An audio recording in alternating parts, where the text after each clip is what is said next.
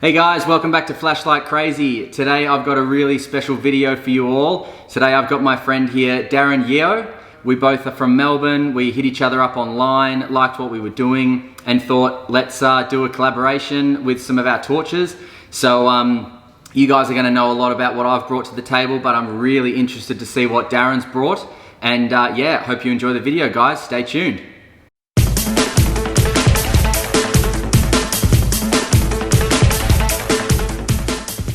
All right, so let's just talk. So, firstly, man, what got you into torches? Flashlights, torches. Man, I've been into torches since I was pretty young, probably 14, 15. Yep. And I sort of look back, if my old self, 14, 15, was sort of looking back at what I'm doing now, getting all these flashlights, I think he'd be pretty stoked. Yeah. Yeah, I guess I was always into electronics growing up. Yep. Like I did electronics at school. Yep. And you know when you get those initial, I don't know what they're called, those old LEDs. Yes. That just have like the two pins on them. Yes, I know exactly that. Yep. Yeah, and they used to call those ultra bright LEDs, and they were about $20, the blue colored ones. And I remember back then those were a really big deal. Yep. And yeah, I started just getting some cheap flashlights online. Yep. And just took off from there. I think I was living at home, and my mum and my parents just thought I was going crazy because every time open up the mailbox, there'd be a new flashlight there that I'd ordered somewhere from. That's what I'm going through right now. Yeah. Did you look at Deal Extreme? Were you Deal Extreme and Kai Domain and all those? No. That was a thing back then. Right. I don't know if they're still, Kai Domain's still around, but they're like those deals websites that you just go on and buy random gadgets and stuff like that. Yeah. So yeah, that's how I kind of got into it when I was younger. Stopped for a little bit, bought a few more when I was probably in my early 20s, and now, and you're actually the same age as me. We're both 33. Oh, cool. Yeah. Shit, yeah. So quite recently, and sounds like similar to you as well. We just, maybe it was a lockdown, maybe it was. For whatever reason, I just decided, I was on Amazon, I ended up buying one of those sofa flashlights, and from then it just took off and started making videos, and just reached out to a few manufacturers, and I don't know why, but it's hard to explain, isn't it? Yeah. People ask you what got you into lights? So you and I started to talk a little bit about a bit of my background earlier, and I guess one of the things that got me into flashlights probably a few years ago was the protective, the self-defense aspect that a flashlight can offer. So I've got a bit of a colourful history, a lot of stuff that I'm still dealing with in my own kind of psyche. And when I was a lot younger and I was going through some of these troubles, I found that a flashlight was actually a really good way to defend myself in a way that was like shine a light and give me a moment to run, right? So that's how it started for me. I know it's not the typical answer of how people got into flashlights, but that's how it started for me. Then when I kind of got out of a lot of that trouble and I kind of built a better life for myself, I was fascinated with them, and I wanted to dig deeper into them. Now, I still have a very kind of innate love and attraction to tactical flashlights, but I am, with the help of some friends who are kind of like Victor, for example, who is telling me, branch out, look at budget lights, look at more EDC lights and things like that. So I'm very open to all kind of torches that are around, but the tactical style, the ones that kind of I can have a light on me and know that if something happens in my life that puts me in a situation where I feel like my safety is under threat, I know that I've got that shining beam of light that can give me that edge to then get away. I'm not at all into getting into physical altercations or fighting or anything like that. Not at all. I'm into looking after myself and having something that's not a weapon that can protect me. So that's how I got into it. Now it's just a total love for the lights. It's just, I love the technology that's going into them.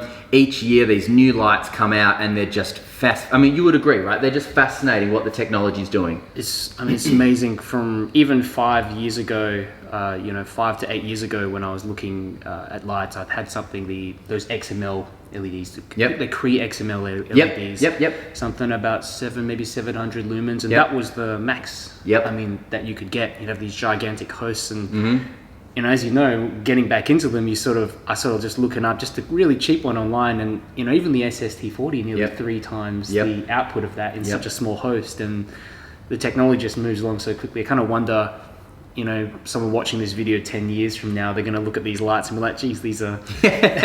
We'll be watching this and we'll be saying the same thing. We've got something like this size and it produces 10,000 lumens. Yeah. And that's the thing, because I noticed you had the, is that the Immolent? That's one of the first few I got, because I was like, 13,000 lumens, this is crazy. But, now, how long does that last though, the 13,000? Oh, not long. So... Like seconds or a minute or... I think it ramps down probably 10, 20 seconds. I haven't quite tested it. Yeah. But when I first started buying flashlights, getting back into it again, I think I just got attracted to the lumen aspect of it. For sure. Nowadays, I aim for something that's sustained lumen output and more reliable, because this thing, I mean, it's well, what does it ramp down to? I don't know exactly, but I'd say maybe 20% of its output. I've got to I haven't done like a proper, ceiling bounce test on it. Yep. But it's very noticeable. So yeah, okay. Then there's also things, it does make some kind of squeaky noise when you have it on turbo, like these whining noises. It's not a fan in there, is there? Nah. So there's just a few things that I noticed with it. It's definitely a monster. It's wall of light. It almost just washes out all the colors. You turn on and it's just it's full on. But again, there's just, I think they've taken little shortcuts. Let's give it a go. Let's just see how it goes. Okay. Without blinding ourselves. So that's just like the normal. Yep. And then you've got the turbo. Yep. Well, I think it needs to be charged. Yeah. Charged it. Pretty sure that's. But that's still bouncing off your hand like very bright. Yeah. All right. Cool. So, I guess I mean, we can talk all day about lights. Like really, I could talk with you all day about lights. But for the purposes of the video and the viewers and everything like that, should we talk a little bit about maybe the collection that we've got in front of us, and then perhaps go into some list of categorized favorites or something like that? What do you think? Yeah, what I liked you talking about before was the tactical lights, because that was something also I only started getting into a few months ago, and with the self-defensive feature of it, just being able to, because when you're in a situation and maybe the adrenaline's running, there's so much going on, you don't want to be picking up some Enduro light and being okay, I need to press these buttons 3 times and then hold down and hold it.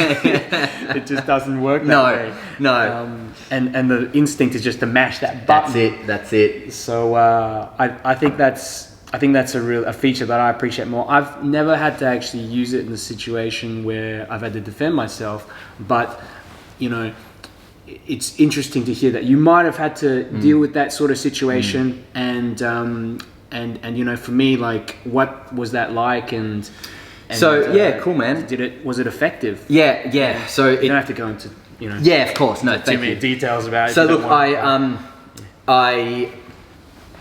this situation that I'm going to tell you about is what surprised me in how effective a light can be. So this was probably honestly about 8 to 10 years ago. So bring your mind back to the lights that we had back then. Yeah. It was a small, probably 18650 or even 2 CR123s. All right. So small light, or even it could have been, I could be wrong, it could have even been one of the 18350 sized lights, right? Yeah. I was as I said earlier, I've had a bit of a colourful, roller coaster of a past, and I found myself in a situation where I was being approached behind the back of a friend's house as I was leaving. So I was at a friend's house, and when I say friend, it was an acquaintance who, I would never be caught dead with these days. But I was at an acquaintance's house back then who I and these three people rocked up, and I knew I didn't get along with them, and I feared them. So I said, hey mate, I'm going to bounce out the back. I left out the back. Sure enough, one of them was coming around from the back. Don't know why, he just thought he'd go around the back to his friend's house. So there I am right in front of him, and he's a big guy, and I know I'm fairly big, but he was a big guy, and he was very intimidating. My instinct was I just grabbed the light out of my pocket and just clicked it. Now, I wish I remembered what light this was, because it got me into lights, right? But I can't for the life of me remember it. You framed it up on your wall or something? Something like that. So I clicked it and I shined it in his face, and he was completely unable to continue to move forward. I would assume this light was probably about 1,000 lumen light, right? Yeah. And no, it couldn't have been more than 1,000 lumens. Yeah. And so I clicked it on, and all I remember him doing was having his hand kind of in front of the light to block from hitting his eyes, because he still wanted his eyes open. And he was like, hey man, get that light out of my face. And I was like, hey man, I don't want trouble, so get out of my way, and I'll get the light out of your face. But I'm going that way and you're blocking my road. Yeah. And we're in kind of like a thin hall area. So it's kind of like, hey man, I got to either go back in the house or past you. I want to go past you to go home. You got two friends in the house I don't get along with, and so I'm not going to put the light down. And what I learned from that situation was, like, having the light up there like that, it acted almost as like a wall of defense. Now, obviously, it's nothing physical, like hard, right? Nothing solid. So he could obviously have just walked straight up to me if he wanted to, but had he done that, he would have been at a severe disadvantage because of the amount of light coming out of this little torch, and I am behind the torch, so I can see everything, whereas he would be coming towards me, seeing or having his vision at the least very impaired. Especially with it being so dark Yes. outside, you know, and you've got 1,000 lumens. And Yes. you're just blind for Brilliant point. a while. So, Brilliant point. yeah. That's something that the viewers should actually be aware of, is that, you know, 1,000 lumen light, or even a bloody 10,000 lumen light, if you're shining it at somebody in the nighttime, it's going to affect them 1,000,000 times more than shining it in the daytime. And that's purely because the light around during the daytime is actually your eyes focus and adjust to it. So when it gets dark, your eyes find it very difficult to adjust to a bright light, and it's literally like going blind for a momentary time. So that story ended with nothing bad happening. I was able to, that guy was like, yeah, no worries, and he had his hand up the whole time. I had my hand on the torch the whole time, shining it in his face, and when I got past him, I put it down and I left. And I've never forgotten that moment, because I basically was shown how effective a light can be in a situation, and I've been on a kind of quest ever since then to have that kind of perfect light on me the whole time, particularly in darkness. Yeah, and I noticed, like, a lot of your lights, they're kind of EDC range ones. Like, these would be very easy to fit in your pocket, but I mean, they look like they'd be pretty powerful as well. And, you know, I've got a whole mixed bag of lights. But Yep. I think the lights that you have are more of the mainstream, I guess what people would call the more premium sort of light range that you'd have around. And they're all tactical lights as well. So I see a bit of a theme here as well. And, you know, lately also I've been looking more into tactical lights. For that reason, the ease of use. Yep. And just the reliability of it. Because if I'm going to have just one light on me, I want it to do its job. For sure. So For sure. Well, you know what? The collection you've got there tells me a little bit about you, and it tells me that you're actually you're more educated in lights than I am. And the reason for that is because these brands that I've got here, so just for the viewers, everybody, I've got Olight, I've got Claris, I've got Welltool, and I've got Acebeam. That's it. So I've got 1, 2, 3, 4, 5 Welltools, and I've got 1 Olight, 1 Acebeam, and 1 Claris. And these lights are very mainstream lights. They're like, if you type in what's the best tactical light, you're probably going to get a suggestion of each of these lights that I've got. Whereas when I look over at your arrangement, these are actually lights that when I've learned about these lights by digging a little deeper. And so what that tells me is that you've actually dug deeper and you've learned a lot more about different kind of, what would we call it? Would we call it the budget light? What do you kind of categorize them in? Yeah, it's hard to say. I think you've got budget sort of lights. You've got ones that are more suited to DIY, so people who like to mod lights. So I've got quite a few convoy lights. Yep. But then you've got, I've got couple of Immolent lights, and these are, I don't know if you'd classify them as budget lights. They're pretty pricey for what they are, but Immolent just focuses on maximum lumens. Yeah. Like just a insane amount of lumens for a short period of time. Can I ask, is that the C8 Plus? That's it. Yeah, that's that's a brilliant light, man. And that comes in the micro arc oxidation. And, and that's that one. That has has an emitter in there called the CSL NM1. It's the W1 emitter, so it's a 1mm by 1mm LED dye surface. So cool. It throws really well. Yeah. I've got a Next Torch. That's a Next Torch. That's one of the recent ones, and that has an XHP 50.3 high in it. Yep. So it's for the viewers, what's that? What's that? Explain that. So it's 3,000 lumens, and it's designed for a little bit more throw. So any kind of de-domed LED. So if you basically if you look at the LED and there's no, I don't know what you'd call it, no sort of silicone dome on top of it, those tend to throw a lot further. In my experience, they're designed for that. Yep. So that's, I guess, one that you could say might go within the theme of what you have. I certainly would agree. Yeah. Still, I mean, considering it's a little bit larger than and putting this in your pocket, you can do it.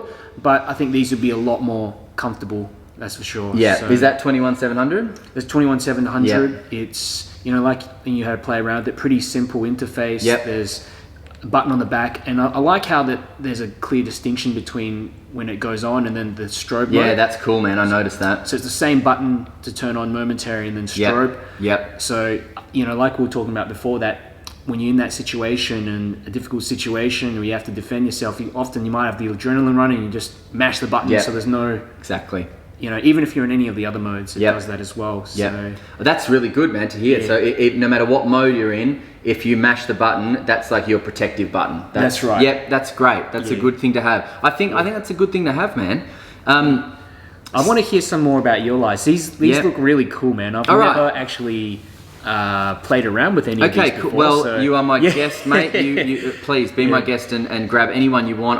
I guess I'll start with, so this is the LH5 head, but it comes in a configuration called the T13G.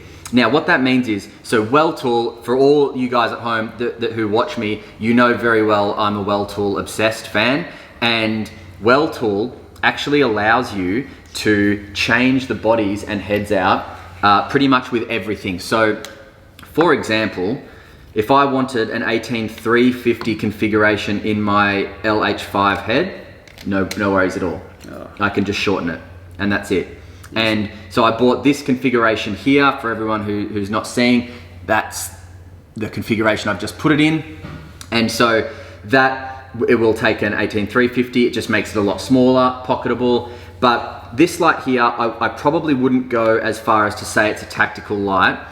Reason being is that it is a 4000 Kelvin light, and it has a, so this is the cycle of it. Yeah. It will always come in on 34 lumens. Okay. Every time. Yeah. Then turn it off, turn it back on quickly, that's 640 lumens. Yep. That's it. And see how warm the color is? So it's a high CRI. I use this light for basically everyday purposes and every night purposes. I use it around the house. Yeah. It's a really good light to use around the house of like, oh, you know, what's over there? It's just, I wouldn't put it down to a protective light. Yeah. Just because of the high CRI ability and also so that's the D-dome you're talking about, is it? Look. Or is that the bubble thing that you're talking about? Yeah, I think that's dome, but I don't know what LED. Yeah, Weltool, they're using. You know, a lot of brands like Olight, Weltool, and them, they often don't actually. No, they don't. I'll see if I've got the. It could be that specs. LH. High CRI. That's the one there. So. LED. Interesting. Yeah, CRIX LED. Yeah. That's all it says about it. Yeah. So that's my kind of go-to daily / nightly use when I'm not needing to protect myself. Basically. No memory mode on it? No memory mode. It'll always be 34. Okay. So it cycles. You can momentary cycle from low to high, but if you leave it off for, so if I'm on low, turn it off. If I click that button again quickly, it would come on high. Yeah. But if I wait a moment and then go again, back to low. Okay. So always low. Yeah.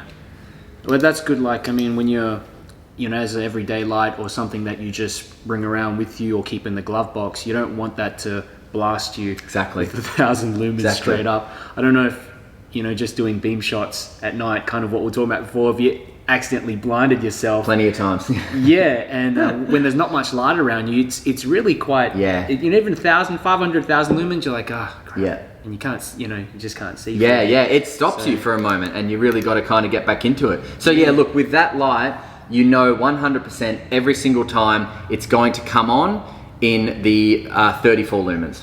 All right. So this is the Well-Tool LH7, eh? LH5. LH5. Yep. I can't read. That's the Well-Tool LH5 head. So if we just put that away now, and we'll just put it away with the LH5 down there. Oh, you won't be able to see it, guys, but my viewers know the LH5 head. I've reviewed it before. So next, I suppose, would be the probably one of my favorite Well-Tool lights around. This is the LH1 head. And this head is, I didn't put a battery in it. This head is probably one of the most beautiful spills I've ever seen. Oh. It is a single output light. Yeah. It is designed for military tactical use. So it has a lens protector here. Yeah. Flick the lens protector open, it stays open, and it's just normal. So now this is, now I don't want to get this wrong. Here we go. This one is 686 lumens. And 89,600 candela. So a whole lot of candela. That's pretty impressive. Yeah, and that goes for 600 meters, just shy of 600 meters. I mean, it's quite a small bezel as well. Mm-hmm. That looks like, that looks something like maybe 27 millimeter bezel or whatever. I would have said the same thing, 26, 27. Very easy to sort of fit in your pocket.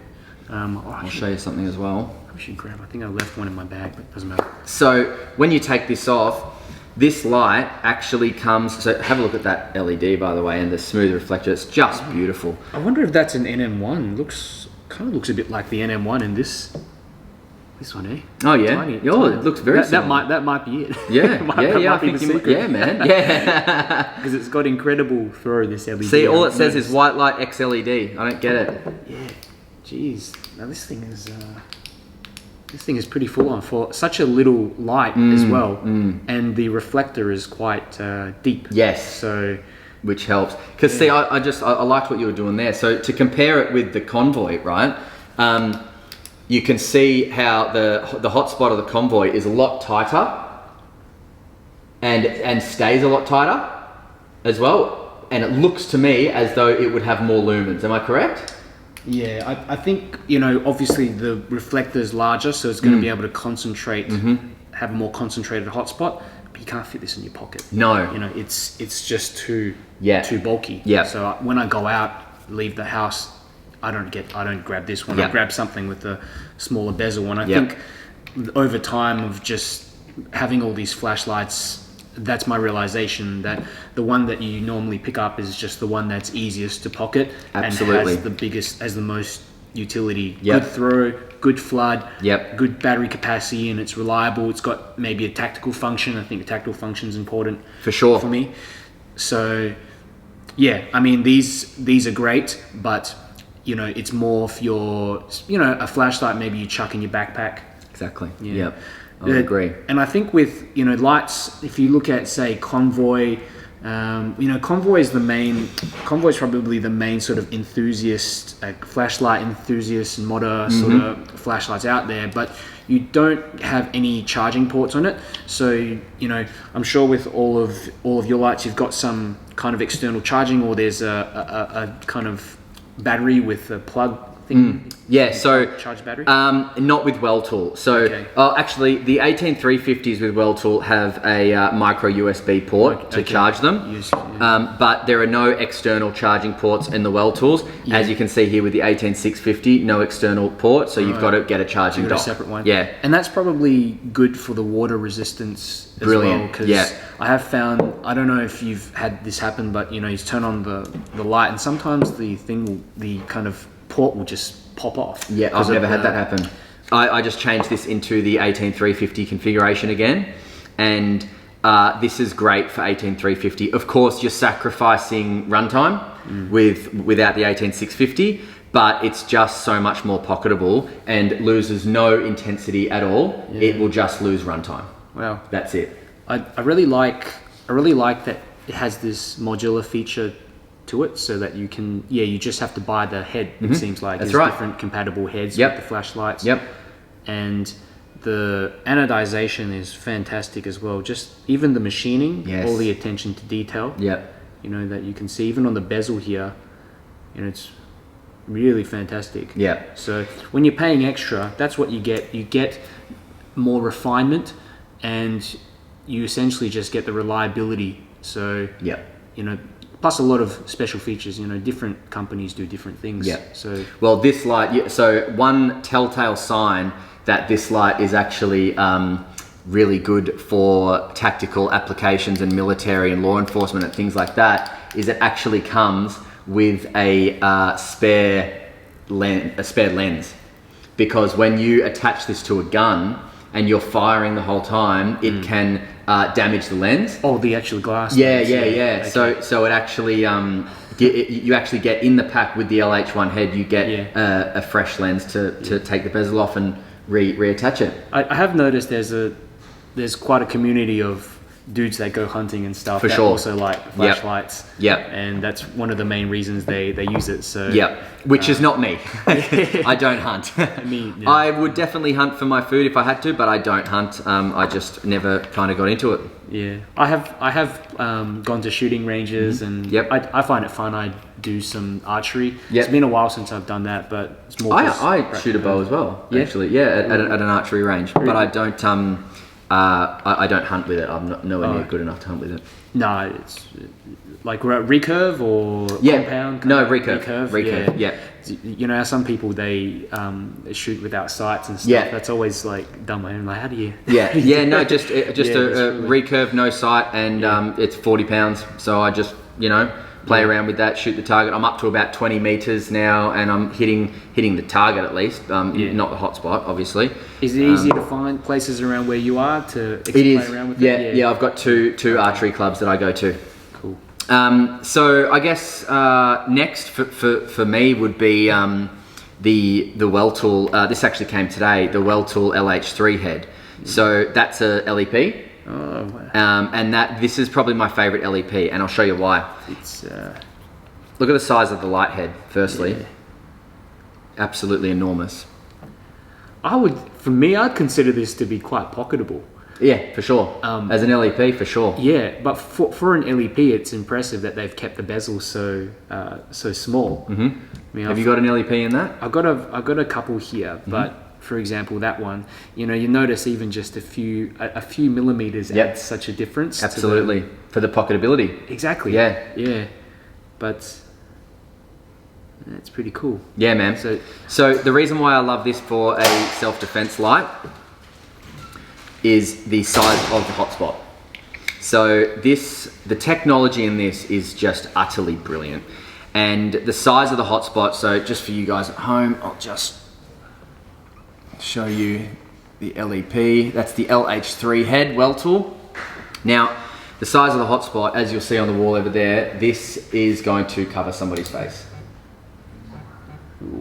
And that is...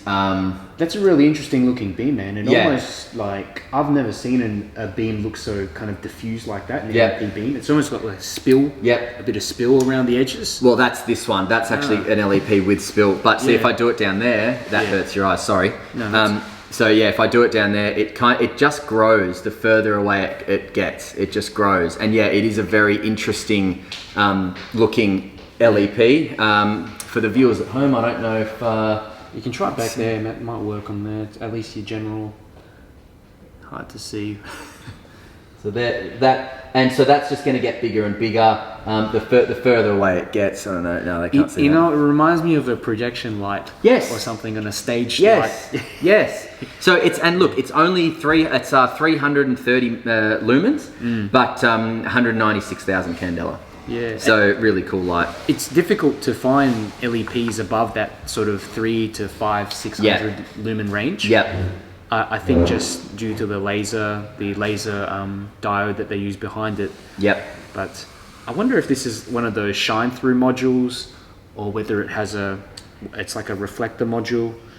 I'm not sure. Yeah, no, I'm not sure. I'll check my notes to see. Yeah, I think it's a shine through. I probably couldn't put this to my head, but No, definitely don't look into that. Yeah. I can't find any information on what it is. Yeah.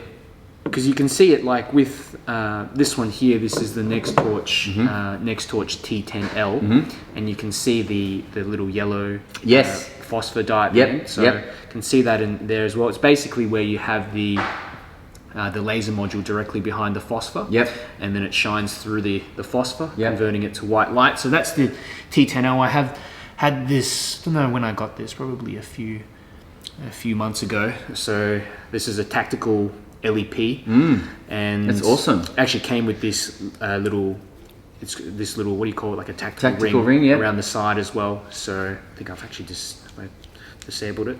Yeah. So nice.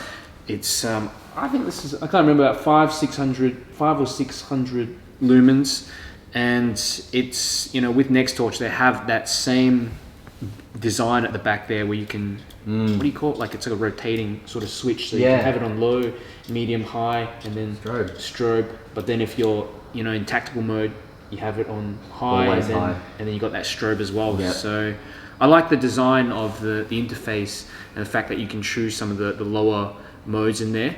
I find that you can't get everything in a light. You can't. It's really hard. And with the that's the LH3. Yep. The simplicity of it. It starts off. It's got one mode. That's it. And it does it well. Yep. You don't have to be fiddling around with anything. Yep. So it's the one thing with Welltool that I love. It's that I've noticed with Welltool, they are just a no-nonsense brand, and they produce no-nonsense lights. It's just that you know what you're going to get with Welltool. Most of the Welltool lights I have are single output. This one here is an LEP. This is the LEP with spill. It's the W one. Yeah. And this is actually a dual mode, but it always starts off in high, no matter what. So that's there, and you can see the spill around it. So that starts to look really cool. Like the further out you get, and then that's on low. Yeah. That's unusual, because I've not seen an LEP with spill before. No, this was the first I saw. Yeah. I wonder if it's the lens, some type of thing that they're doing with the lens. Whatever they're doing, I'm liking it, man. They know what they're doing. Well, people say LEPs are impractical, right? But when you've got a bit of spill, it's quite significant as well. No, the night shots of that really, you can see a lot more than I put that up against the Thor 1, and it's just you can't even compare. The spill in the LEP is just so much better. Yeah. Do they get pretty hot when you use them, or they're no? Okay? I haven't noticed them get pretty hot. One of them that started to get hot, I don't have it with me, was the T8 Plus. On high, it got really hot. And thanks for checking that out. Actually, the lockout system with the Welltools is just a half a turn, except for some of them, not all of them. So this one, for example, this is the TC70 tail cap. And this is actually, it's got a very long spring. Half a turn is not going to lock it out. You actually can't lock it out, which is why I don't leave the batteries in it, because it'll just drain the battery. Interesting. Yeah, I do like the anodization on it. There's They give them some interesting names as well. There's one that's called like the Dragon in the Cloud or whatever. I haven't heard that one. The larger LED, I think the W3 or W. Oh yes. The W4 Pro. Yes. Now that's one I really want to see. Yeah, Man. that's $700 or something, $680. Yeah. Because actually, when I went to your channel, I saw you had the Acebeam W50. Yes. Is it? Yes. That thing was mad. Yeah. I mean, Yes. you get picked up by the police or something using that thing, and it looks pretty big as well. It's huge. Yeah, I was very thankful to Adam from Lightshot for sending me that to review. And that thing was just so far out of my league, man. It was insane. And I genuinely felt like I was going to get picked up by the police by having it, because it was just, it looked like it could take down airplanes. It was so bright and went so far. But the most beautiful thing about that was that it offered a flood option, which was just amazing. A flood option in an LEP system. It was just amazing. It was really cool. There's some variable output, isn't there, that you can it just zooms in, zooms out. It's just awesome. Yeah, and that is actually the W50, the Acebeam W50 is the brightest LEP on the market. I think it's. I believe so. Yeah. There's another one called I think Max. There's something with like a double-headed LEP. Oh well, I know Lumentop's done that. The Lumentop 4. I don't know if that's the one. I think it's called the Wolfeye something. I can't remember what it is, but it's 1,000 something 100 lumens. Yep. But this one here. Oh, is that an LED? Yeah. So cool. This is the Nextorch T20L. So you've got. Is that a double switch there? That's well, basically, I don't know what you'd call it, but there's two sort of. You've got this switch just at the back. Yep. Wow, that's bright. That essentially goes to turbo or the high. Yep. And then what's it? When you click it, that's where you can change the modes. Okay, so basically, when you're holding it using the back switch, you can only access high and strobe mode. Yep. But when you click it, you can just cycle through all the other modes. Cool. And this is 900 lumens. Wow, in an LEP. In an LEP. So, shit. I think that's pretty impressive. Like, considering that with a lot of other ones, you've got, the one above that, just the name, I can't remember what it is, the one with the double head, the Wolfeye's something. That's something over 1,000 lumens. But this is probably the third brightest LEP that you can get out there on the market, apart from that W50. Yeah. That's a cool. That's a decent one, man. I really like it, and it feels great too. It feels like it's been machined very professionally. Yeah. Just give you guys a look at that. So that's, what do you call this one? The Nextorch T20L. T20L. And I noticed, like, with the anodization, it has that similar feeling, smoothness. Yep. And the machining, there's no nicks, imperfections. Yep. So they're probably one of my better lights that I'd bring out with me, just because I feel I could rely on them a lot more. I think this one produces, what's the throw? 2.3 kilometers of throw. Wow. When I tested it. So, yeah. I've got a lot more scratches and stuff on all my lights. I don't think I look after them so well. I put them in my bag. I don't baby them. Yep. They should be able to stand up to that. That's right. Yeah, I was going to say, that's what they're built for, man. If you can throw a couple of lights in your bag and then they end up breaking just from being in your bag, well, they're not really worthy, in my opinion. Yeah. This one's really nice as well, the Nextorch. What's that? It's a T10L. It's a smaller, it's kind of younger brother, and you got like the tactical bezel on it as well, with the stainless steel and this glass breaking beads. Oh, I like those. Yeah. The what do they call them? Zirconian beads, I think. Something like that's that. Cool, man. Ceramic beads. Yeah. If you're kind of paranoid about being trapped in a car while it's sinking, or getting out of breaking a window to get out of a bad situation. Yeah. Now, does this come off? So it does. And does it come with a regular pocket clip or not? I don't think this one came with the pocket clip. Okay. It might have. I honestly can't remember. But actually, I'm not sure. Yeah, that's all right. Might not have come with the pocket clip. Yep. Yeah. All right. What else have I got? Well, okay. So one thing I haven't reviewed yet. I haven't reviewed a few of these yet, but the Acebeam P16, really great light. I'm actually finding I'm loving this light.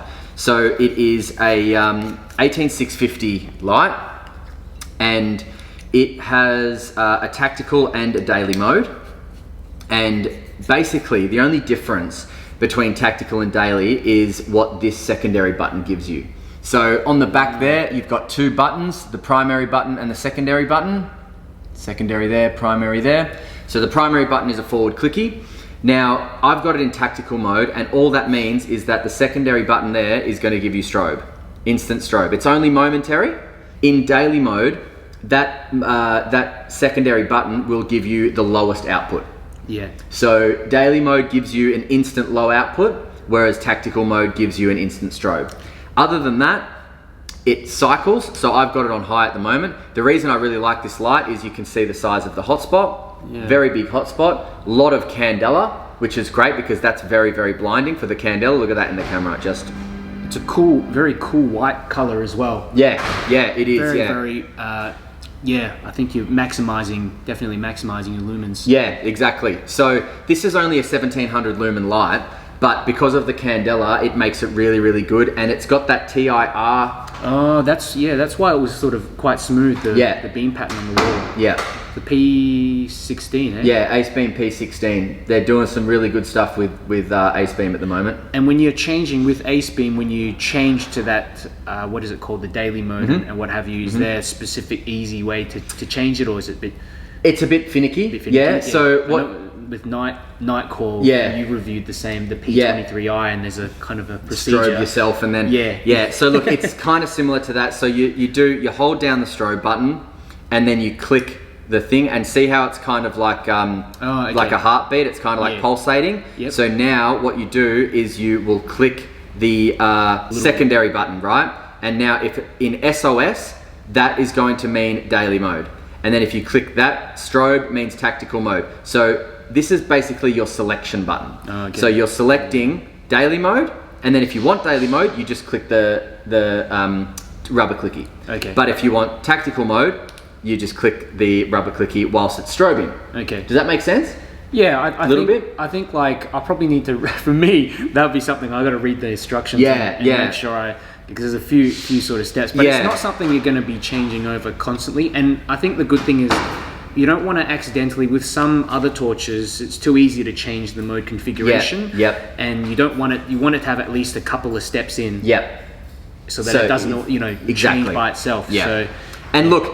Crenulated bezel, again, not too aggressive. I don't like a too aggressive bezel, but it's kind of nice and crenulated. Very, very professional. The only thing that kind of annoys me about this is that you can't move the pocket clip's position because it's kind of this new deal. I see, yeah. See how it's plugged in there? So I don't know if you guys can see that, but it's actually it clips underneath where the light head screws on. And there's only one position for it to clip in. There's like a cutout for it to clip right in there, and that's the only place it can go. It can't go anywhere else. So if you wanted the pocket clip to be in a different position, you're not going to get it. That's the only thing. I have another EDC light, the Next Torch E51C, and it has that same design like this. So the clip is basically wedged underneath the head when you screw it on. Yep.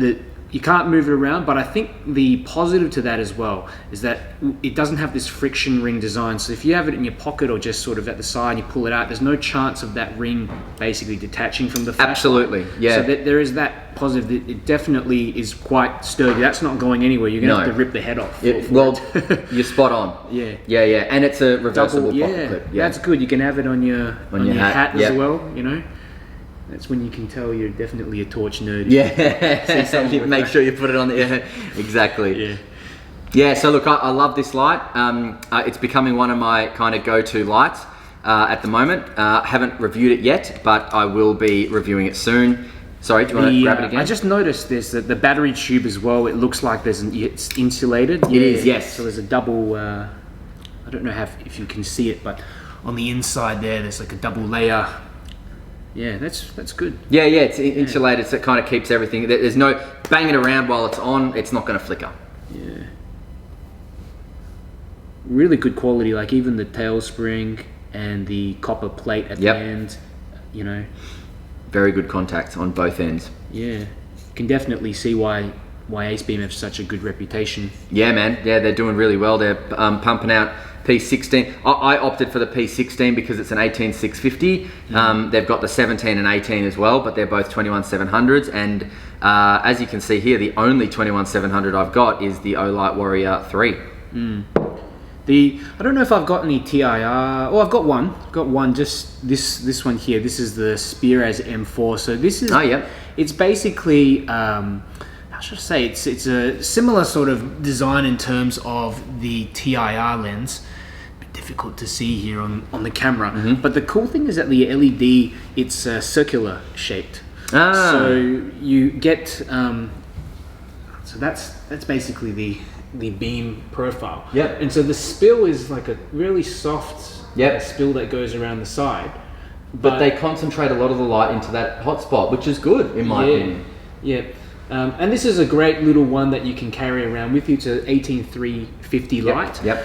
But what I find is because it does have that soft button here on the side where you call these the E switch on the side. I've found this thing just to turn on my pocket, that kind of thing. So I'll always, when I stick in my pocket, I'll turn and just disconnect it a little bit, so that it loses connection with the battery. The problem with that is that when you need it, you have to remember to put it back in. It's an extra step. And there is an electronic lockout function, but again, it's going to take you a little time to unlock the thing if you need it very quickly. So it's not something that if you want very quickly to use in an emergency, that you can just pull it out, and I think that's something to keep in mind as well. But for pretty much general use, I think it's fantastic. I really like that, man. Little 18350 thrower. Yeah. I think it does about 700. If you double click, it goes to the turbo. Yeah. Look at that on turbo. Do you prefer TIR lights or reflector lights these days? What are you? I'm very impressed with TIR lights, to be honest. I'm very impressed with them. So let's do a bit of a comparison with the Claris XT11 GT Pro. I haven't reviewed this one yet either. And this little light, well, it's not too little, but this is an 18650 as well. And the difference between this one and the Ace Beam is about 1300 lumens, so that's a 3000 lumen turbo. This is a 1700 lumen turbo, but that's a reflector. This is a TIR, and I'll show you the difference between hotspots on turbo. So again, tactical and daily mode. Tactical with this is not a EDC application light anymore. So what it means is the button here, like the mode button, sends you straight into strobe, and the forward clicky sends you straight into turbo. That's it on tactical. So very good for tactical applications, but if you needed a light with a little bit less output, you would have to turn it on in turbo and then hit the mode button to cycle down. Is there another configuration? Daily mode. Daily mode. It does have daily mode, Well, that's daily mode's basically still strobe with the mode button, except daily mode will then have memory mode in your, so it'll start off in low if you want it to. Whereas this will always start off in turbo. I can turn it off in medium, turn it off, turn it back on, turbo.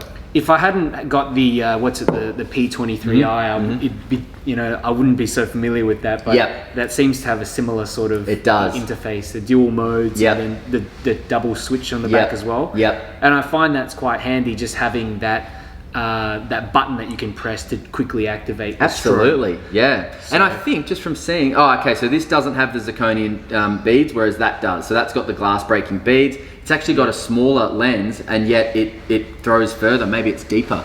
Oh no, it's not even deeper. I don't know how that throws further. That throws a long way. It's probably the LED. This is a D-domed SFT70. So this is the Nightcore P23i. I actually just released a video on this one yesterday.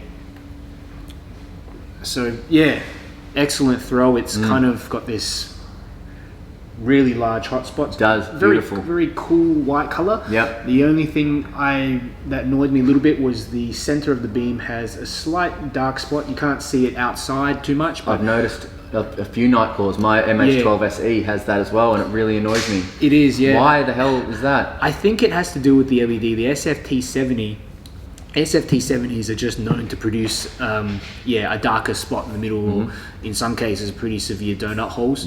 So they probably would have tried a few different reflectors in here, distanced them from the LED, tried different widths to try to even that out, and maybe this is the best they could do. But I think it's it's pretty good. I can't really really can't see it too much. But It doesn't come too much into play. on the low modes. You can. One thing I wanted to actually talk about with the P23i is I actually did a review on this as well about a week ago, and this light almost hit every application that I wanted in a tactical light. Two things that I was a little bit off with about this light. Obviously, for my viewers, they know I'm an 18650 guy. I just like the weight and the size of them better. But the problem I found with the P23i is the heat. Did you find how quickly it heated up and how hot it got? Definitely. Yeah, and even the body, it was like unbearable. You know, you can't really have it on turbo for too long without gloves. I think the thing gets up to about 50 or 50 something degrees, but Celsius. yeah. When I measured it, so I did a little ceiling bounce test as well, and excuse me, I found that just ramps down almost immediately when you switch it on. So when you have a light with, if this is 3000 lumens, you're going to have some struggles with maintaining that amount of output for a sustained period of time. And it's just a trade-off. You can get it, but it's going to be super hot. And I've got some Anduril lights I didn't bring along with me, some Surfer and Anduril lights, and you can actually configure them so that they don't ramp down. Probably the hottest you want to have them run, in my opinion, is about 60 degrees, and even then I can't hold on to that. Nah, man. Okay, because I think anything past that point, it becomes a bit dangerous for the batteries, especially. Depending on what batteries you have, what they're rated at. Well, if you've got an unprotected cell in there as well, that's dangerous.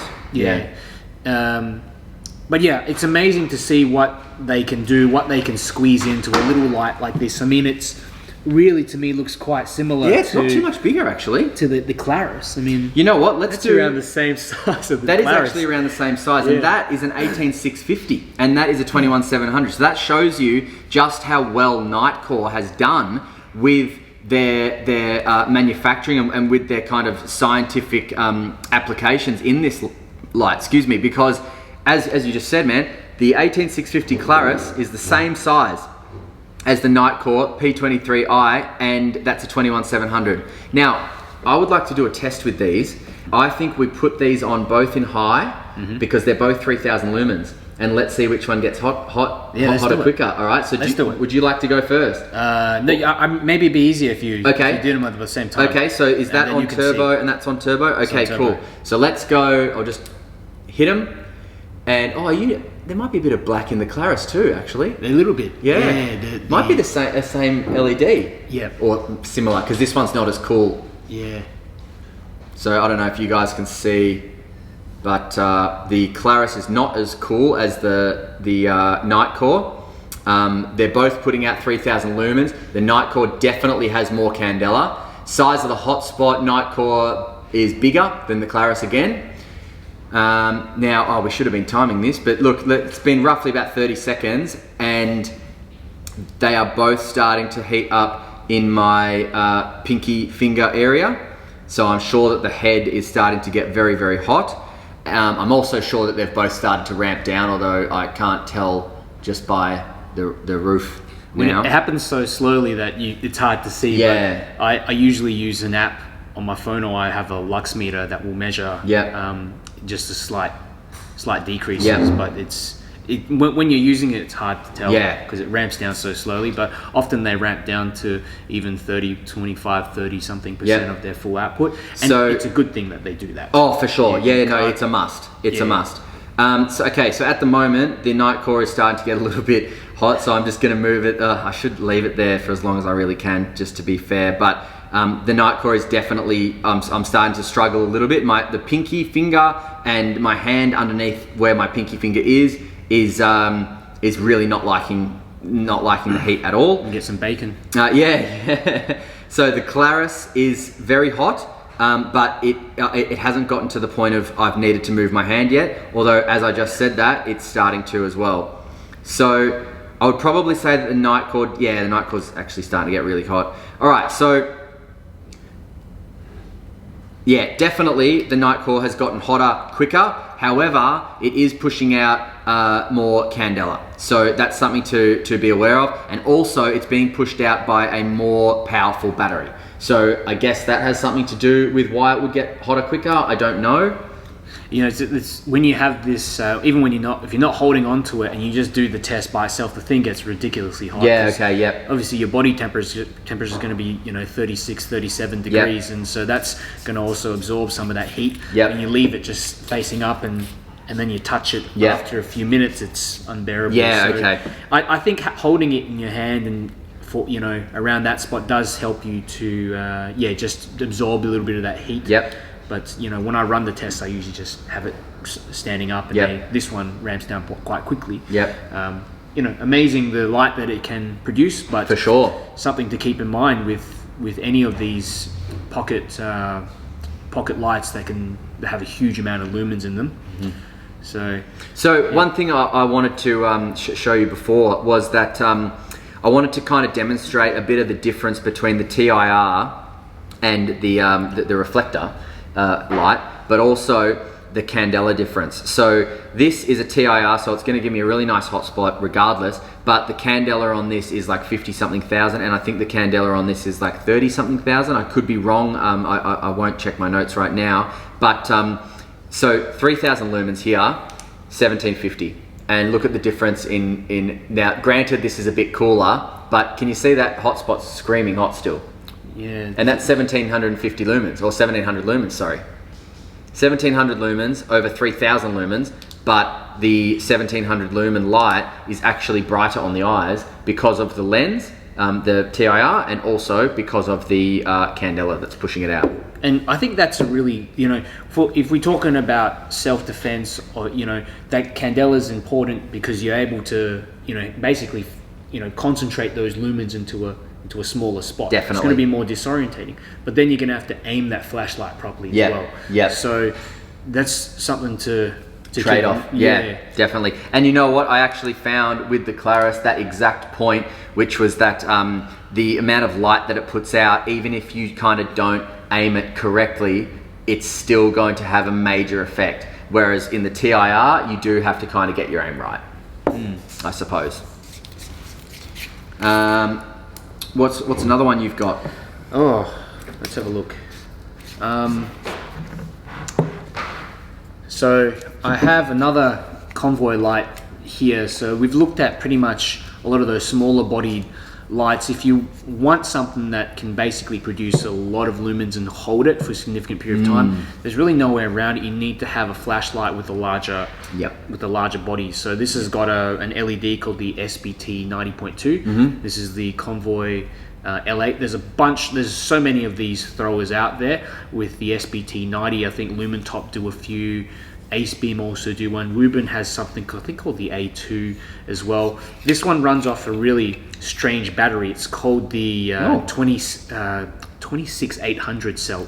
It's enormous. I mean, compare it to a 21700. Yeah, I mean it's significantly larger. Holds 6,800 to 6,800 milliamp hour cell, and this one actually came with the light, pretty juicy sort of spring, 5,000 lumens, and let me just switch it on. So that's the low mode, but in high, I mean, it's bounces off the black. Absolutely. Even bounces off the black bright. Absolutely full on. But having a large, a large bezel like that really does wonders to just absorb all that heat. Even after, even now, I can feel it getting warm. So will that be able to retain the turbo mode a lot longer? Yeah. It still will ramp down after maybe a minute and a half. Yep. Yeah. Yep. Ooh, there we go. Oh wow. Yeah, that's very bright. Man, that's awesome. 1.5 kilometer beam. And the great thing about Convoy is that they're just incredible value. I mean, I think that light you can get it for about $100 Australian. Wow. With the battery included. Yeah. Okay. But it's not going to come with all the bells and whistles that you get with the light that's $300, $400. So what I like is that it does have a charging port on External the back there. charging port. Cool. A lot of Convoy lights don't come with that. But I think for an SBT thrower, it's really the best value that you can get out there. Yep. And That's bloody amazing. See, and so this is a good time, I guess, to mention value for money. And, you know, my collection here, this collection here of 8 torches will cost you well over $1,000. And that collection there is more than 8 torches. And that collection there probably, I'm guessing, wouldn't come close to $1,000. Yeah, if you picked out, say, all the convoys and convoys maybe like this Imola torch, you know, probably like a few hundred dollars. I mean, the T20L, that costs something like 800 Australian. Oh, okay. And then you've got the Imola MR90, but apart from those two, I mean, with Convoy and, you know, the Spearaz M4, this one I think is about $70 or $70 Australian. Comes with the battery as well. So you get a lot. You get a lot for what you pay for. But what you don't get is the specialization. So if you're kind of looking for a torch that you can carry around, more of like a daily use torch, I think some of these, you know, Convoy flashlights are fantastic, but you know, you're not going to have onboard charging. You're going to get extremely good value. I mean, this one's $25. Yeah, I know, that's and it's got the PM1, not PM1, NM1 emitter in it. You can order it in also different emitters. So what I really like about Convoy, you can actually go on and select the emitter, select what driver you get with it. There's programmable drivers, right? Programmable drivers. You can choose. There's like 12 different modes in there that you can lock in. So, you know, there's also things like you can unscrew and open up the bezel, change the LEDs if you want, if you're any good with that. Cool. So, you know, I think tinkering around with things, it's really good. And a lot of the premium flashlight brands, for example, even with Nextorch, you can't open that up. They don't want you to get in there because they've got a warranty. Average dude going there is going to stuff it up. I'll stuff it up. I'll stuff it up. I don't want to get in there. No, stay there.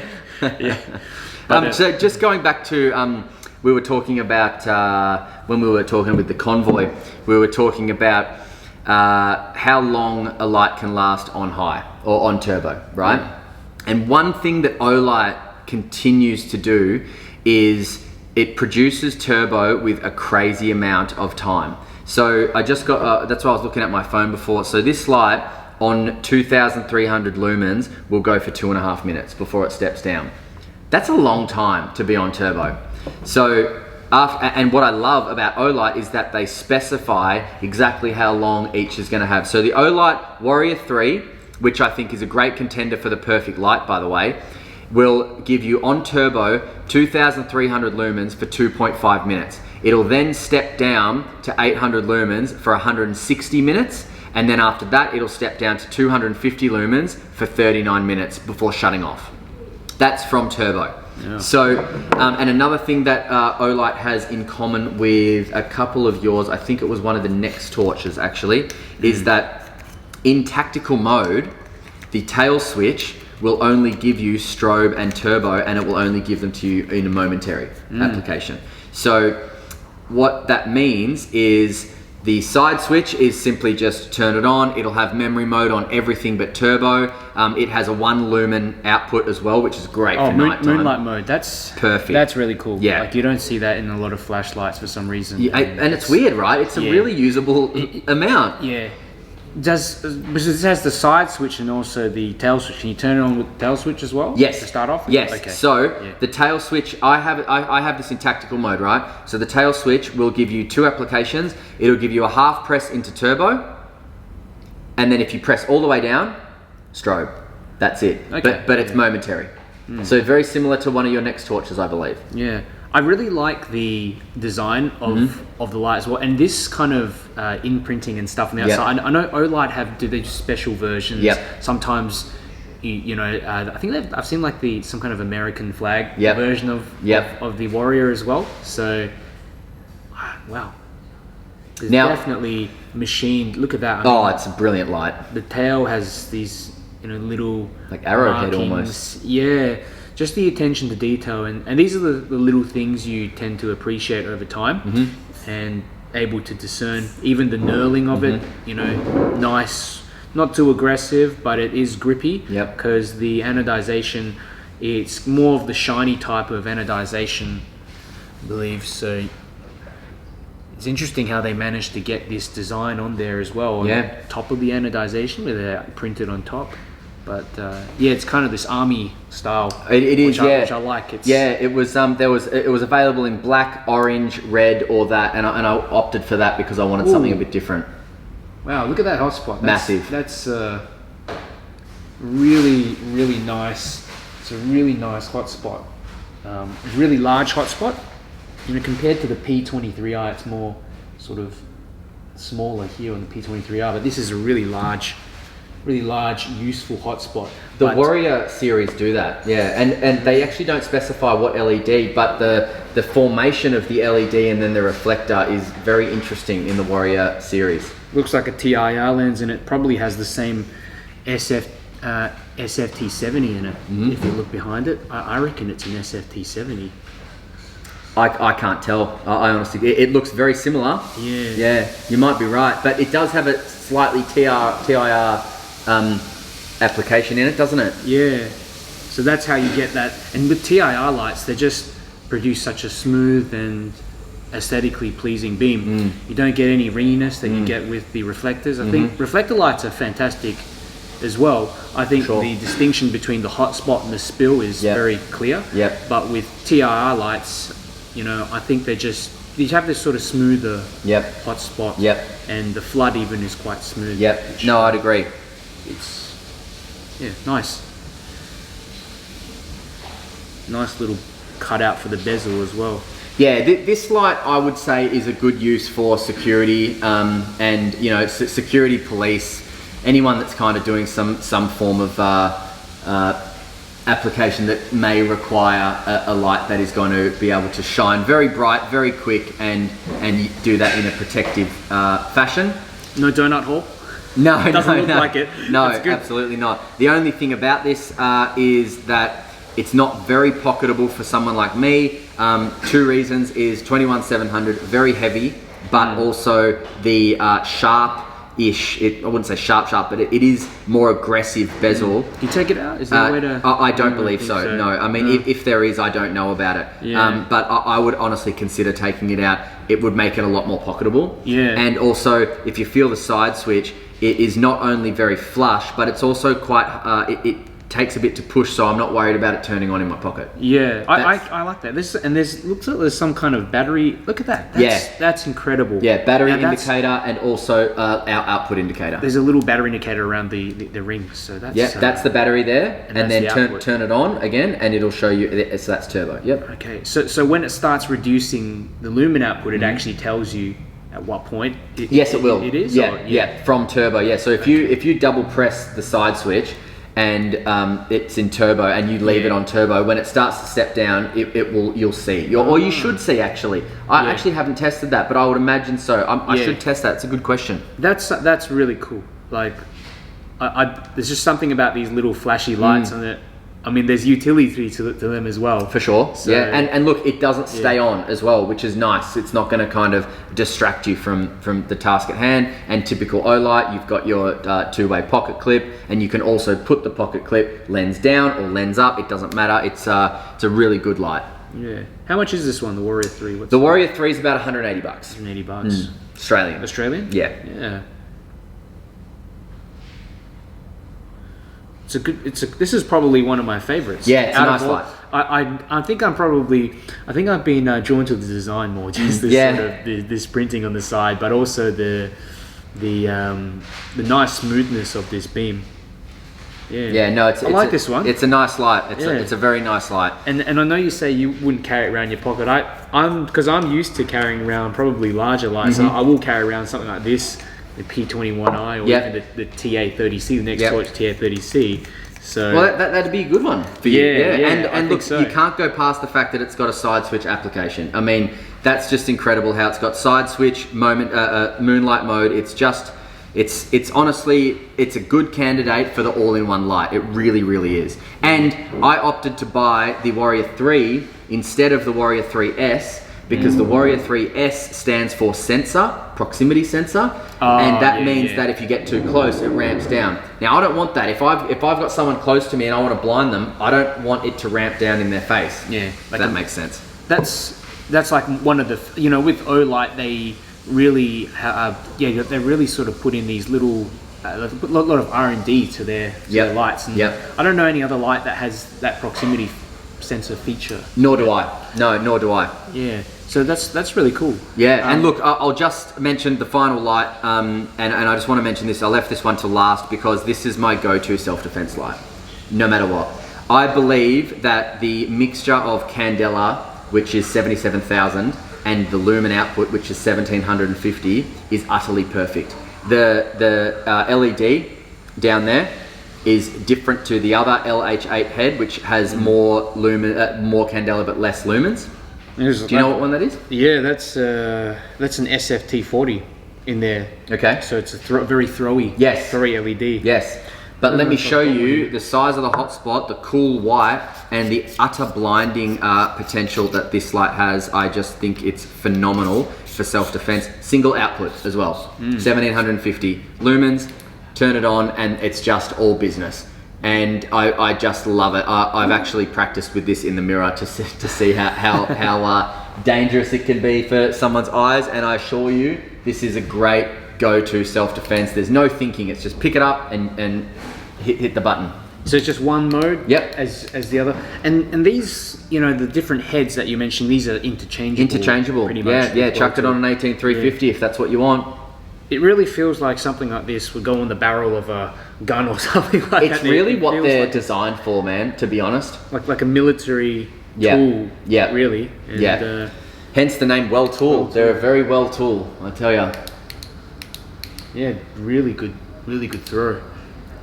I'm a big fan of these of throwy lights, and also I've seen with most of your kit as well. They have a high Candela rating, but also with some usable spill. Yes, because the LEPs, fantastic. I love LEPs. They're great fun, but you know, limited.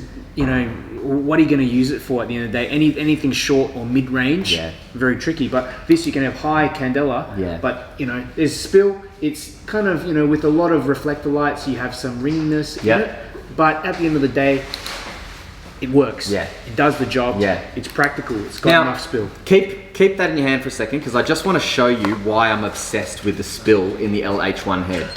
So I'd like, and I apologize to you guys at home, you're not going to see this, but you actually have seen on my reviews before. Or if you haven't, go to my reviews, look up the LH1, or look up any of my Well Tool reviews when I do include the LH1, because you will see the spill. Now shine that on the roof, your one, the LH8, and now the LH1. Look at that spill. Look how clean it is.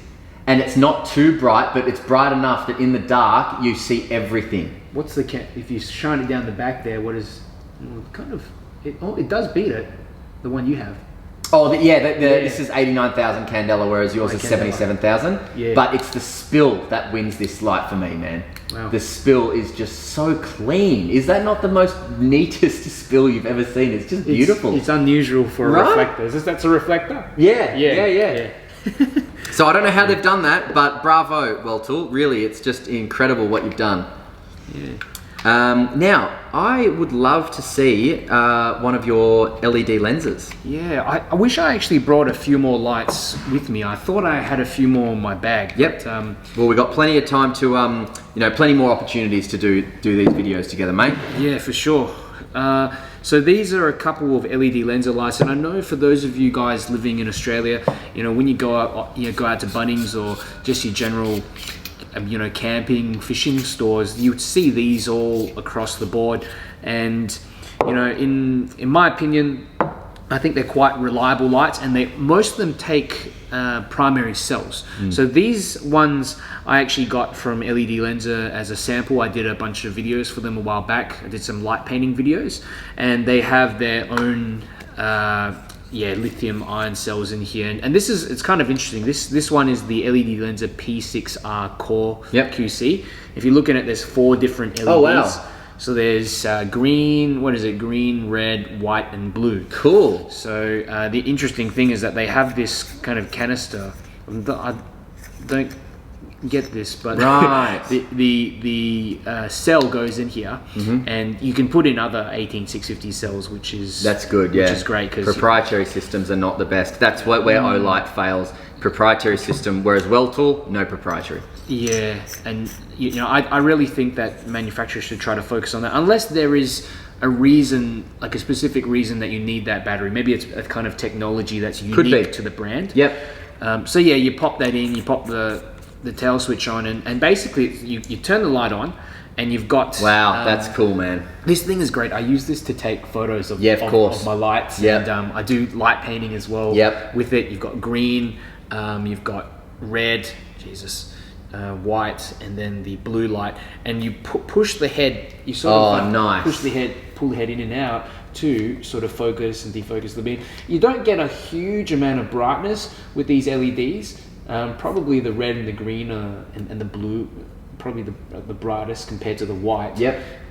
Especially the blue, it's quite, I don't know, it feels quite sensitive in my eyes. So how much is something like that worth? This one, I'd have to have a look. I think it's probably 150. Yep. Might be about $150. Yep. For this one here. So if you're interested in light painting, also people who go bushwalking, you know, with animals, you know, they apparently don't see so well with the green and red color ranges.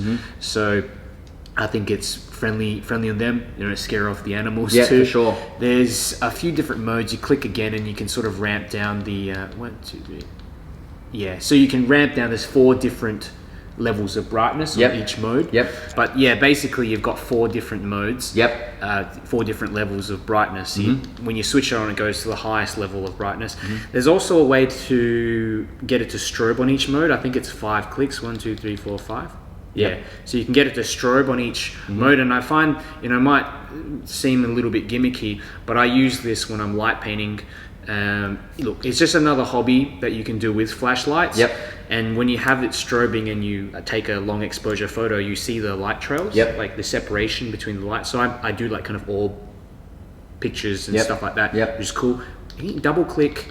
I can't remember what it was. There is a mode that just strobes everything. It's really disorientating. It just strobes all the all the LEDs. You kind of got this rainbow colored. Is it 3? I can't actually remember what the hell it was. There's so many different potential applications with lights, and you know, it's hard to remember all of them. Yeah, I can't. It's actually pretty. It's pretty. That's cool. Pretty simple, but I can't remember.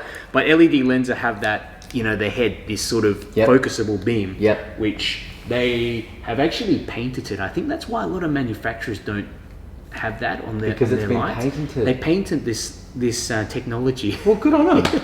Yeah, so, I mean, well, it's not really sharing, but good on them. But I think you do see a few others as well. Yeah. You see now, this one. What's this one about? This is the LED Lensa P7R Work UV. This is really cool because, you know, it's actually got a shock resistant and chemical resistant design to it.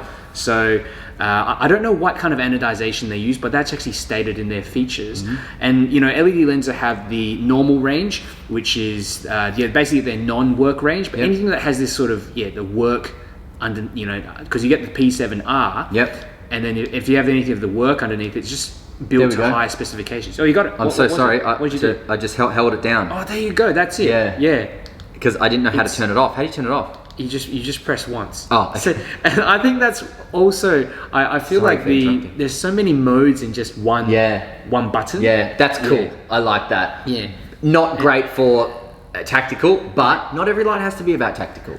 And I think I was telling you before how I was doing some beam shots in the park, and the police someone called the police on me, and they were like, "What is he doing? What's this guy doing? He's doing these lights, you know, in the middle of the park." And the cops came over and I had a bit of a chat. Everything was all good, and they were actually more interested to see what lights I had. Oh, good on them. And I said, what do you have in this? They showed, and they actually have some kind of LED lens, or a smaller LED lens of light. So they must have the contract here for the cops in Victoria.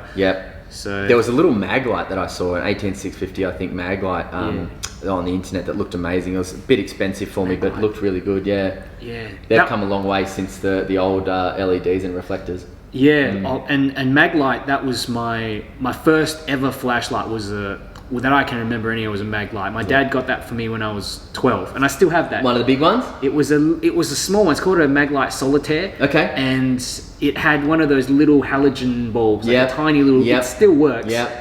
And I remember I was just so happy to have this little flashlight. That's cool. I don't know what it is, you know, when you see like a lot of guys, for some reason, we just like stuff like this. Yeah, we do, man. EDC stuff that you can carry around, things that has some type of practical Yep. purpose. And lights, I don't know, it just has that immediate wow factor. So there's an emotional side of it as well, but there's so many uses for them. And you know, let me just show you how this one works. So it's basically the same thing. This is the LED lens of P7R. You click it and it goes straight onto like a low mode.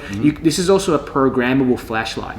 So I can't remember what it is, but you're gonna need to read the instruction manual. It's not something that you can quickly pick up. Okay. But there's a whole bunch of modes, and you can select which one comes first, which one comes last. You can subtract modes, that kind of thing. It has a UV ultraviolet light mode on the back as well, just a tiny little LED. I've turned that off because I don't need it. Yes. But you know, I can imagine people, like a security officer or whatever, maybe checking ID or checking documents. Yep. And I think that's in 395 nanometers. Yes. Okay. So it produces more visible light.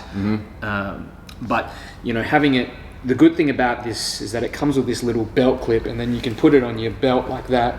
I'm sure you've probably used something like this before, but you can kind of swivel the thing around. That's great. So when you're walking, you can have the torch just facing. Yep. So now, how easy is that to pull out of the pocket clip? Is it easy, or do you have to remove the pocket clip itself if you want to pull it off your belt? Oh, what do you mean, like the light itself? Yeah. Oh, yeah. right. Yeah. Actually, I haven't tried. Maybe let's give this a try. So it Easy pulls as off. that. Pulls off. Okay, cool. Sort of snaps into place. Oh, that's really cool. Yeah. No, that's awesome. Yeah, not bad actually. Yeah. I've never tried that. So I use this a fair bit. I went to Wilson's prom a few months ago, and it's just fantastic. That's awesome. Air, you just get some firewood out the back, and when you need your hands, and the good thing as well, there's the focusable feature of the beam. So that's important. Ability to just camping, focus in and out. It's kind of subtle. It's also a 4000K LED, so it's quite a warm LED. I don't know what kind of LED it is. Like, I took it apart and had a look. Can't figure out what it is. Yeah, okay. Does look strange. They also don't release the names of their LEDs.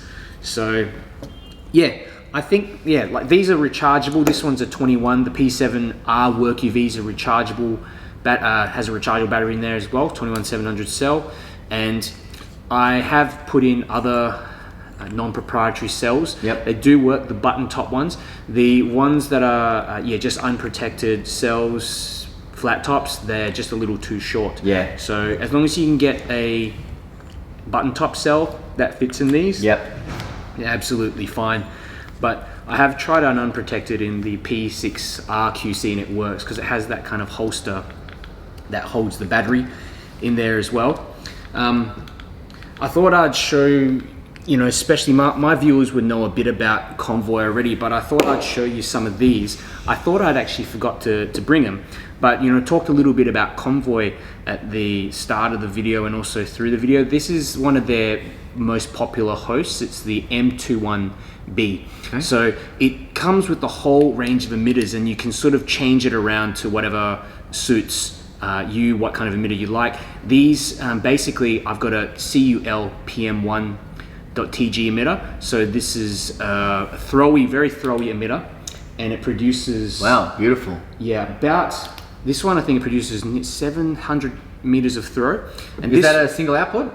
No, with Convoy you get different mode groupings. So I got the one with 12 mode groupings. So I've just chosen one that start off in high, and then it just you press it and then it just cycles through. But it has mode memory, and the good thing about it is that the mode memory, you only need to leave the flashlight on for about a second. So you turn it off, turn it on. So although it doesn't have that tactical mode, you can really just access that same high very quickly. And the great thing is that they're extremely affordable if you're just getting into flashlights. The only things that you're probably going to need to buy your own charger to hold, to charge the batteries. Yes. But they're cheap. You can get them from any battery store. yeah, you can get one of these with the NM1 emitter for something like 30 something Australian. Oh, that's cool, man. You can't beat that. Yeah. And this one here, I actually got this one with the green emitter. It's the CSL PM1 TG emitter, and it's the same. It's pretty much the same emitter as that one. Yep. But it comes in a 30-30 footprint. So the die surface is the same, but that white area around the outside is smaller. And this one is beautiful and has nearly a kilometer of throw. Wow. I mean, 922 meters I measured with my light meter. I mean, it's pretty incredible for just a flashlight like this that you can get for, $30-40 online.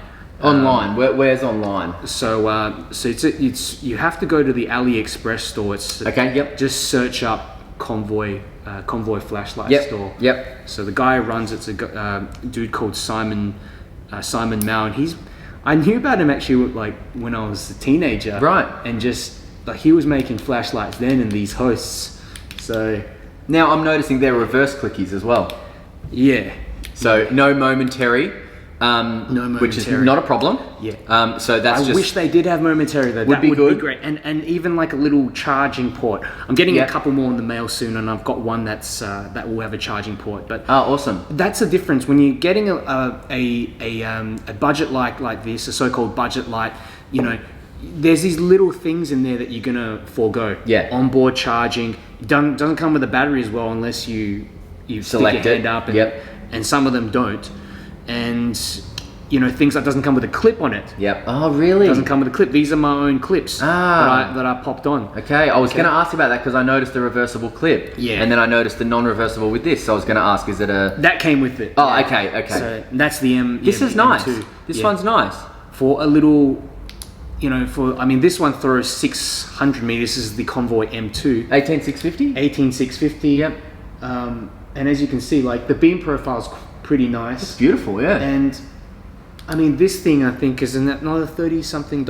Amazing. Australian shipped to your door. Yeah. I mean, you can't. Incredible. Can't beat that. So there's a lot to think about when starting your flashlight journey. There's a lot to think about in terms of price, budgets. So your own budget, but also budget lights. These lights here are absolutely incredible, and they are less than a third of the price of a lot of these lights if you don't include these two here, because they're quite expensive. In fact, you said this was about 800 Australian? Yeah. So this is probably the most expensive light on this table, because the most expensive light I have is 470 light, which is the LEP LH3 head. And the LEP with spill, they're the same, 470. So, but apart from that, these lights, you got 150, 130, 180, and then 160, 300 or 280, and then 470 for each of these. And then the LH8 head, I believe, is about 250, something like that. So they're not cheap, and that's the thing. If you want a light that's reliable, a light that is proven, specifically Well-Tool proven in battle, like they use these firing them on guns, then you got to pay for it, And then the budget lights, I don't see anything wrong with them. In fact, I really like some of the ones that you've just shown me. So I think it's definitely something to think about, and I'm certainly going to be moving a little bit more closer to the budget light side of things. These brands like Next Torch and Convoy and Sofern and what else you got there? Some LED lenses. There's some things I'm going to be really looking into in the future, in the near future as well, because I think they're great. I'm so happy to be up close and personal with some of these lights and see that what you get for around $40. That's just incredible, man. And shipped to your door from AliExpress. How long roughly does that take to get to you? A couple of weeks. Okay. A couple of weeks Yep. time. Cool. And a lot of what I've noticed is that there are quite a few businesses that sell Convoy flashlights out there, and some of these other budget brands, and they'll rebrand them, sell them for 2 to 3 times the price. So like for the best bang for buck, I reckon just order it from the AliExpress store. Yep. I think people just get a bit hesitant because you don't know. I mean, dealing with AliExpress, it's like a different If something goes wrong, exactly what happens. I get it. But they're fantastic lights, and they're also regulated, so they hold their lumen output for a significant period of time. Brilliant. But kind of like Mike was saying, it all comes down to what you're using the light for. We have all these lights here, and this is kind of abnormal. I mean, the usual person will maybe have a few. Yep. And so if you're buying a light and you just want to maybe, I don't know, have it in your bag and you want it to be throwy, you don't want to break the bank. Some of these convoy lights are great. Yep. But if you're going out and you're needing to use it for a specific purpose, you really want to make sure this thing is reliable. Yep. I think it's worth spending the extra money for that peace of mind. Yep. Another thing, you don't get a warranty with these convoy lights, but if you're looking at LED Lenser, Claris, Ace Beam, I'm pretty sure they got a warranty as well. Next Tool, they got a 5-year warranty. Immolent, they've got a warranty as well. I don't know what it is. I haven't looked it up, but that's a thing, and they put more thought into the design. Often there are little bits and pieces that you'll find just don't kind of like the tail, not the switch, but the clip. Yeah. Doesn't work, and only certain clips will fit on. You've got to kind of finesse your way through some of those budget lights. But for me, I like tinkering around with things and modifying things.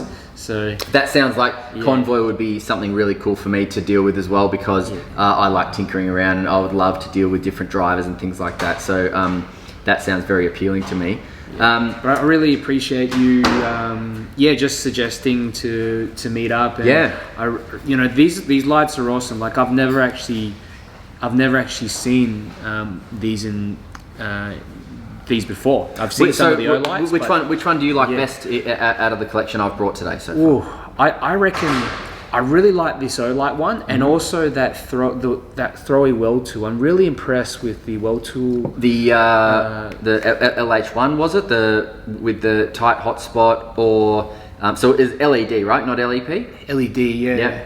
I won't have the battery in it. It's cool. Yeah. But the attention to detail that they put on their lights, and the feel of them, and what I like is how efficient they are in terms of the size of the light, just how much throw you get out of them. That's always something I've been trying to look for in a flashlight, just that sweet spot where you just want to make sure it throws as far as possible, but you don't want to feel it in your pocket. So for me, the Convoy M2 for my lights is something that I thought was pretty good. But seeing some of these other lights with well too, and see how they've managed to make it work in a smaller package has been definitely quite amazing. Also like the Ace Beam, as well. And it's surprising to see how a lot of them are now using these TIR reflectors. I welcome it, man. Lenses. The TIR lenses are actually pretty bloody beautiful. Yeah. But what about yourself? Like, are there any of these that have taken you by surprise, or? Well, certainly that one. So the Next Torch T20L has just blown me away. Did you say 900 lumens for an LEP? 900 lumens. Yeah. So 900 lumens for that is just incredible. That one has really piqued my interest, and it has also really impressed me. So for Next Torch, you've done a really good job, and in terms of size, like you've kept the battery sleeve, or the body of the light quite usable. You've included a pocket clip, which is just beautiful, and obviously the size of this head is necessary for what it does. But you notch this onto your belt, it's not going anywhere, and I love that about this Next Torch. So that one is absolutely beautiful. I'm very impressed with the LED Lenser, the P6R Core QC. That's also something that has impressed me with the 4 different outputs and all that sort of stuff. So that's a nice one. And I guess I'm just really impressed with a lot of these budget lights. Convoy has very much impressed me. And is that another? So Next Torch, that has also impressed me. The TA30C Max. That's half press for turbo, full press for strobe, very similar to this. I think a lot of the Next Torch lights, they've priced quite similarly to, I wouldn't say as much as Olight, but getting around that. Okay. Getting around that limit as well. Yeah. But I always wondered, why are they just not known as much, especially around Australia? I mean, Could be marketing. Yeah. Their marketing team may not have what Olight's marketing team has. I mean, you know, when it comes to business and things like that, the sun's just in my eyes. I apologise about the light, guys. Let me move over. Let's see if I can get out of that for a bit. Yeah, so the light's going to get us now. We'll finish up in a moment. Basically, my assumption would be that Olight broke into the market first, and they were able to capitalize, and it's very difficult for another company who missed that boat to able to capitalize on a market now. They can obviously build their market base and clientele, but yeah, Olight must have done it earlier. So look, before we finish, I'd just like to say thanks very much for doing this, and I hope you guys at home, we all you all enjoyed the video. If Darren and I decide to do some other videos, I mean, I hope you do, and I think that we should do, you know, some regular videos together. It's been a pleasure getting to know your lights. For those of you guys watching at home, if you have any feedback on the video, if you'd like us to maybe talk about specific topics next time, let us know what you think. Yeah. I think that's the only way that we can improve content and make sure that you get what you want out of these videos. Mike and I were thinking of doing some beam shots as well. So, you know, maybe comparing a few different flashlights. So if you have some suggestions on what lights that you'd like to see compared, just let us know. So then we can kind of tee up, get together and compare each other's lights and stuff. So yeah, that's about it. But I really appreciate you, as I said again, coming along. This is the first time I've done this sort of collaboration with torches and live as well. Yep. And yeah, I'm normally on my computer like constantly all the time. And it's good to actually get out in the flesh and see and actually do something in person. So I couldn't agree more, man. This has been really great, and I hope you guys at home have enjoyed it. All right, well, I guess we will say see you later for now, and remember, stay cool, stay safe, and please don't forget to hit that subscribe button and join us again on another episode of Flashlight Crazy. See ya. See ya.